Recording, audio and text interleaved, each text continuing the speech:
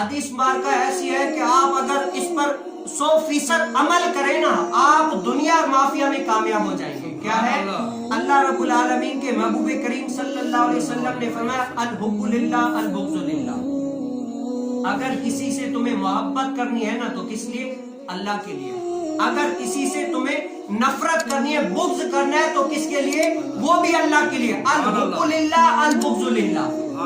ہم ابو لہب سے بغض کیوں رکھتے ہیں؟ ہمارا ابو لہب نے کچھ بگاڑا ہے یا ہم نے ان کو دیکھا یا انہوں نے ہمیں دیکھا؟ نہیں دیکھا نہ ہم نے دیکھا، نہ ان کو ہم نے دیکھا، نہ ہی انہوں نے ہمیں دیکھا۔ لیکن ہر مسلمان کا ابو لہب سے بغض ہے، ہر کوئی شخص اس سے نفرت کرتا ہے۔ تبت یدا ابی لہب وتب، ہر کوئی ان سے بغض رکھتا ہے۔ اور حضرت سیدنا امیر حمزہ رضی اللہ تعالیٰ عنہ، جنہوں نے اسلام کے لیے اپنی جان قربان کر دی، حتیٰ کہ ان کفاروں نے حضرت سیدنا امیر حمزہ کا کلیجہ نکال کر چبایا، اور جسم کا کوئی ایک ایسا عضو نہیں ہے جو کاٹ کر انہوں نے ہار نہ بنایا ہو۔ اور حضرت سیدنا امیر حمزہ سے ہم محبت کرتے ہیں، پیار کرتے ہیں۔ سبحان اللہ۔ وجہ، حالانکہ امیر حمزہ اور ابو لہب دونوں بھائی ہیں۔ کیا ہے؟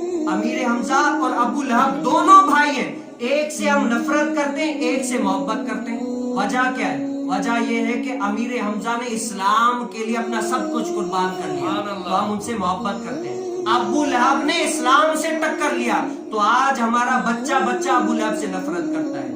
اگر یہ کانسیپٹ ہمارے اندر آ جائے نا کہ اگر مجھے کسی سے محبت ہے یا کسی سے نفرت ہے، کس کے لیے؟ اسلام کے لیے۔ الحب للہ البغض للہ۔ اگر محبت ہے، نفرت ہے، کس کے لیے؟ اسلام کے لیے، اس کے علاوہ نہیں ہے۔ اگر میں کسی سے نفرت کرتا ہوں، آج میں آپ دیکھ لیں کہ اگر ہمارے اڑوس پڑوس میں کتنے لوگ ہیں جن سے ہم نفرت کرتے ہیں، کیا ہماری یہ نفرت اسلام کے لیے؟ کیا ہم کتنے سارے لوگ ہیں جو ہمارے قریب ہیں جن سے ہم سالوں سال بات نہیں کرتے یا ان سے لڑائی جھگڑا ہے؟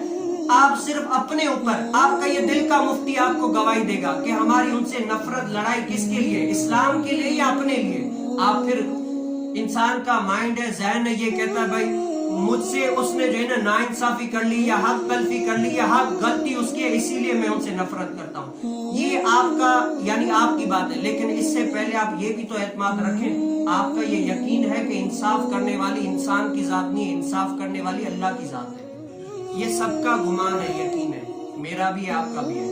ہر کوئی یہ مانتا ہے کہ انصاف بندہ نہیں کرتا، آپ جو بھی کر لیں، انصاف کرنے والی ذات کس کی ہے؟ اللہ رب العالمین کی۔ جب آپ کے اندر یہ یقین ہے کہ انصاف کرنے والی اللہ کی ذات ہے، تو آپ یہ معاملہ اللہ پر کیوں نہیں چھوڑ دیتے؟ اگر میں ناحق پر ہوں تو اللہ رب العالمین مجھے سزا دے گا، اگر وہ ہے تو رب تعالیٰ ان کی پکڑ فرمائے گا۔ میں کیوں آگے ہو کر ان سے جو ہے نا رشتے تعلقات ختم کر لیے؟ یہ کیوں؟ آخر وجہ